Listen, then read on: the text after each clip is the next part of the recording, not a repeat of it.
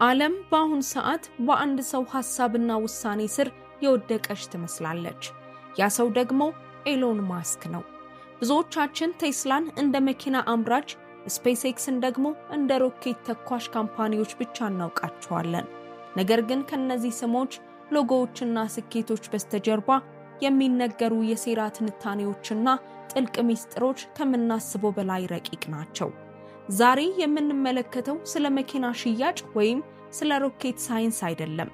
የምንመረምረው በእነዚህ ግዙፍ ተቋማት ውስጥ ተደብቀው ያሉትን ሚስጥራዊ ኮዶችና የወደፊት የሰው ልጅ ዕጣ ፈንታን ነው። ዛሬ የምንፈትሸው ማስክ ዓለምን በቴክኖሎጂ ሰንሰለት የመጠቅለል ሥራ በዝምታ እያከናወነ መሆኑን የሚጠቁሙ ድብቅ ምልክቶችን ነው። ጉዟችንን የምንጀምረው ከስሙ ነው። ቴስላ የሚለው ስም የተወሰደው በ19ኛው ክፍለ ዘመን ይኖር ከነበረውና የመብረቅ ጌታ ተብሎ ከሚጠራው ታላቁ ሳይንቲስት ኒኮላ ቴስላ ነው። ኒኮላ ቴስላ ዓለምን ያለ ገመድ በነፃ ኤሌክትሪክ ለማገናኘት አልሞ ነበር። ነገር ግን በወቅቱ በነበሩ ባለሀብቶች ሴራ ህልሙ ሳይሳካለት ቀርቶ በብቸኝነትና በድህነት ሞተ።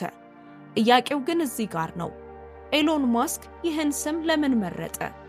ብዙዎች ማስክ የኒኮላን ስም እንደ ጭንብል እየተጠቀመበት ነው ይላሉ።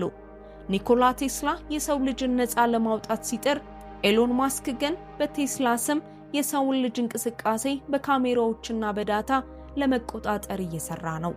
የቴስላ መኪናዎች መኪና ብቻ አይደሉም። በመላው ዓለም መረጃ የሚሰበስቡ የማስክ አይኖች ናቸው። ማስክ የኒኮላን ያልተሳካ ህልም ለመጨረስ ነው ወይስ ስሙን እንደ ሽፋን በመጠቀም የራሱን የዓለም ቁጥጥር ስርዓት ለመዘርጋት? እንዲያውም የማስክን የቁጥር አጠቃቀም ስናይ ሚስጥሩ ይበልጥ ይገዝፋል። ቴስላ ያመረታቸው የመኪና ሞዴሎች ስም ኤስ፣ 3፣ ኤክስ፣ ዋይ ተደራርበው ሲነበቡ ሴክሲ የሚል ቃል ይሰጣሉ።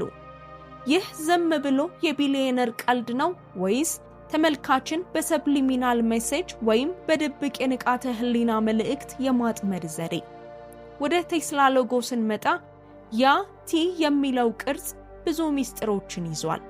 በይፋዊ መግለጫው የኤሌክትሪክ ሞተርን አቆራረጥ ያሳያል ቢባልም በጥልቀት ሲመረመር ግን ሌላ ትርጉም ይሰጣል። በመጀመሪያ ሎጎው ወደ ታች የተሳለ ስለታም የቀዶ ጥገና መሳሪያ ይመስላል። ይህ ደግሞ ማስክ ከኒውራል ሊንክ ጋር ያለውን ቁርኝትና የሰውን ልጅ ጭንቅላት መክፈት የሚለውን ድብቅ አጀንዳ ያሳያል ይባላል። በሁለተኛ ደረጃ የጥንታዊ ምልክቶች ተንታኞች እንደሚሉት ይህ ሎጎ የመስቀል ክሮስ ምልክት የተዛባ ቅርጽ ነው ይላሉ።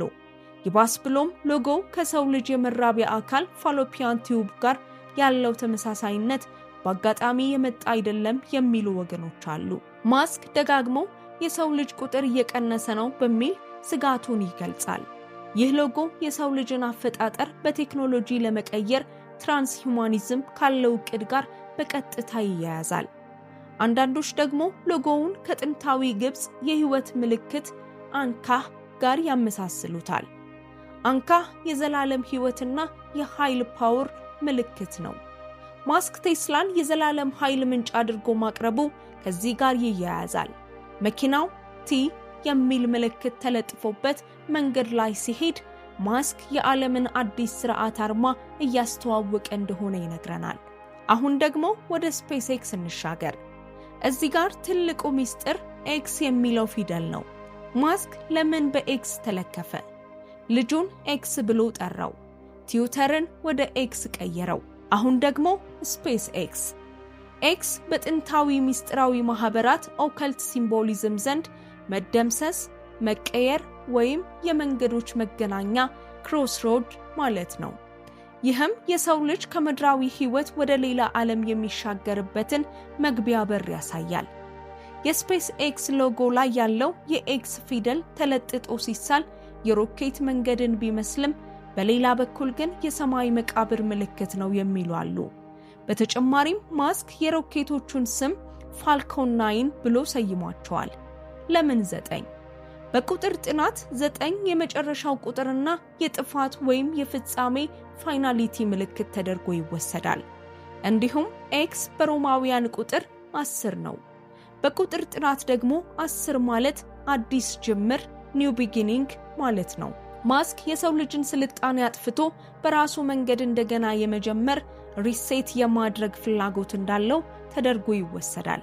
በሎጎው ላይ ኤክስ የተሳለበት መንገድ ደግሞ ስፔስ የሚለው ቃል ላይ ስትራይክ እንደተደረገ ወይም እንደተሰረዘ ያስመስለዋል።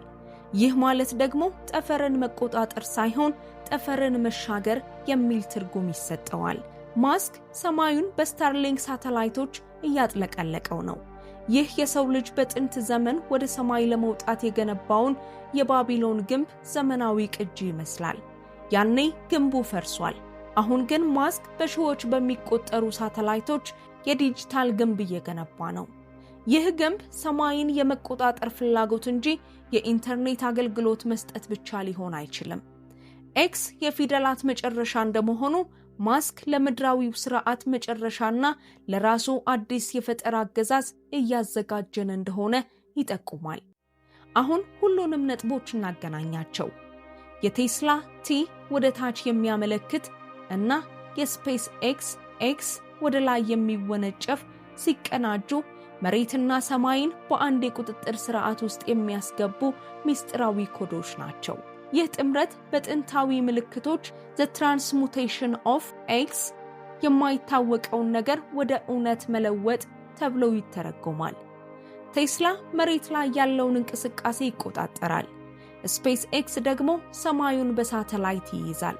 በመሃል ደግሞ ኒውራሊንክ የተባለው ፕሮጀክት በሰው ልጅ ጭንቅላት ውስጥ ቺፕ ለመቅበር እየሰራ ነው።